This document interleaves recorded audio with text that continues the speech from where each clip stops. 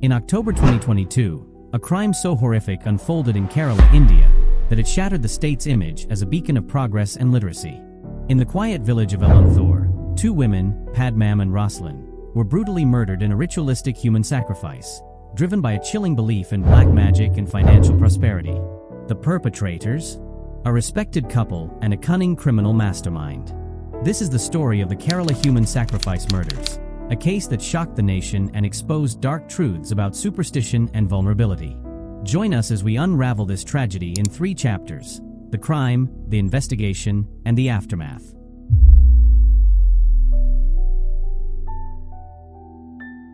Let's begin in Elanthoor, a serene village in Kerala's Pathanamthitta district, known for its lush greenery and tight-knit community. But beneath this calm exterior, a nightmare was unfolding. In June and September 2022, two women, Padmam, 52, and Roslyn, 49, met a gruesome fate at the hands of 3 individuals: Muhammad Shafi, a 52-year-old habitual criminal; Bhagaval Singh, a 68-year-old Ayurvedic therapist; and his wife Layla, aged 59. What drove this trio to commit such atrocities? A dangerous mix of desperation, superstition, and manipulation. Padmam, a lottery ticket vendor from Tamil Nadu, lived alone in a modest apartment in Kochi. She worked tirelessly to support her 2 sons, earning just enough to get by. Roslyn, also a lottery vendor from Kaladi, Thrissur, lived with her partner and sent money to her daughter, a teacher in Uttar Pradesh. Both women were vulnerable, living away from family, scraping by on daily wages, and trusting in the promise of quick money. That trust would prove fatal. Muhammad Shafi, a man with a dark past, was the mastermind. Known to police as a psychopath and Shafi had 8 prior cases, including and theft. Using a fake Facebook profile named Sridevi, he posed as an occult expert named Rashid and befriended Bhagaval Singh in 2019. Singh, a respected local healer, and his wife Layla were struggling financially. Shafi preyed on their desperation, convincing them that human sacrifices would appease a goddess and bring wealth. On June 6, 2022, Shafi lured Roslyn to Singh's home in Elanthoor, promising her money, possibly for a shoot. What followed was unimaginable. Roslyn was tied up, tortured, and killed. Layla beheaded her, and Singh allegedly chopped off as part of the ritual. Her body was cut into as many as 56 pieces and buried in 3 pits in the couple's backyard. 3 months later, on September 26th, Padmam fell victim to the same fate. Shafi stabbed her in the chest and private parts, dismembered her, and buried her remains in another pit. Blood splattered the walls, a grim testament to the ritual's brutality. Police suspect the trio may have consumed parts of the victims' bodies, though this remains unconfirmed. The motive was clear. Shafi manipulated the couple's belief in black magic, claiming the first sacrifice failed, necessitating a second. These acts of horror went unnoticed for months, hidden in a village where no one suspected such evil.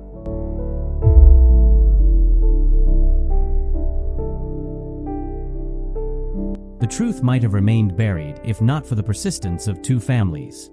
On September 26, 2022, Padmam's sister, Palaniamma, grew worried when her daily calls went unanswered.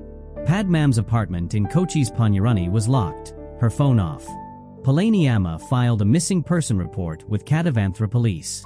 Meanwhile, Roslyn's daughter Manju had reported her mother missing on August 17th, but early leads had gone cold. It was Padmam's case that cracked the horror wide open. Kochi police traced Padmam's last movements through CCTV footage, spotting her entering an SUV registered to Muhammad Shafi. This led them to Elanthoor, to the unassuming Kadakampalal house owned by Bhagaval Singh and Layla. On October 11, 2022, police interrogated Shafi, who confessed to the murders, implicating Singh and Layla. The couple, initially respected figures, also admitted their roles. What police found next was chilling: body parts buried in multiple pits in the backyard, 1 for Padmam, 3 for Roslyn. The exhumation on October 11th was gruesome.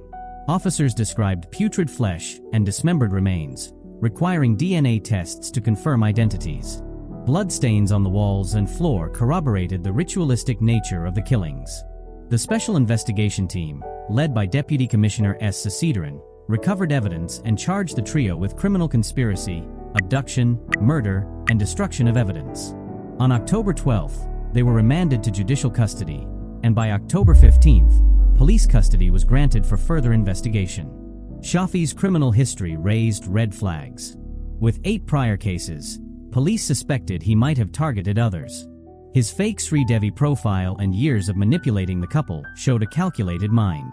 The SIT probed for additional victims, analyzing Shafi's phone records and social media activity. Psychoanalysis was ordered to understand his sadistic tendencies.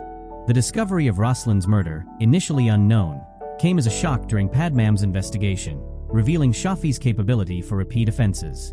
The case stunned Kerala's authorities. Kochi Police Commissioner C.H. Nagaraju called it a crime against humanity, while Chief Minister Pinarayi Vijayan said it shocked the human conscience. The investigation was far from over, with forensic reports and DNA results still pending to determine exact causes of death and confirm suspicion.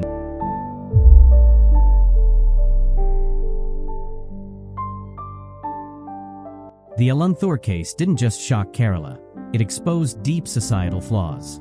How could such a crime happen in a state celebrated for its literacy and progress? The answer lies in the persistence of superstition and the vulnerability of marginalized women. Padmam and Roslin, both living alone and struggling financially, were easy targets for Shafi's manipulation. Their deaths sparked outrage and soul-searching across India. Kerala's High Court expressed disbelief, with Justice Devan Ramachandran questioning, "Where is Kerala going?" Chief Minister Pinarayi Vijayan vowed justice, but public anger grew over delays in releasing the victims' bodies for burial. Padmam's son, Selvaraj, met Vijayan twice, pleading for support, as DNA tests prolonged the family's grief. Roslin's daughter, Manju, mourned a mother whose absence went unnoticed for months. The case reignited calls for anti-superstition laws, like those in Maharashtra and Karnataka. The Kerala Prevention of Eradication of Inhuman Evil Practices Bill, drafted in 2019, gained urgency, with activists demanding its passage to curb occult practices. Experts like K. Padmakumar, a senior police official, criticized Kerala's education system for failing to eradicate superstitious beliefs, noting that even educated individuals fall prey to such rituals. The case also drew parallels to past incidents. In 1997, Elanthoor saw a child sacrifice by a homeopathic doctor, sentenced to life. Nationally, over 100 human sacrifice cases were reported since 2014, per NCRB data, showing a disturbing trend. The media frenzy, with headlines about dismemberment and possible cannibalism, compared the case to fictional horrors, but the reality was far worse. For the victims' families, justice remains ongoing. As of October 2022, the accused were in custody, with trials pending in Ernakulam.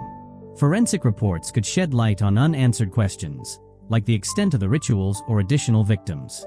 The case left a scar on Kerala, prompting reflection on how society protects its most vulnerable and confronts blind beliefs. The Kerala human sacrifice murders are a grim reminder of the dangers of superstition and the cost of societal neglect. Padmam and Roslin deserved better. Their lives, not their deaths, should define them. As we await justice, let's reflect. How can we protect the vulnerable? How do we challenge harmful beliefs? Share your thoughts in the comments, and let's start a conversation about change. If this video moved you, please like, subscribe, and share. For support in India, call the Women's Helpline at 181. Thank you for watching, and stay safe.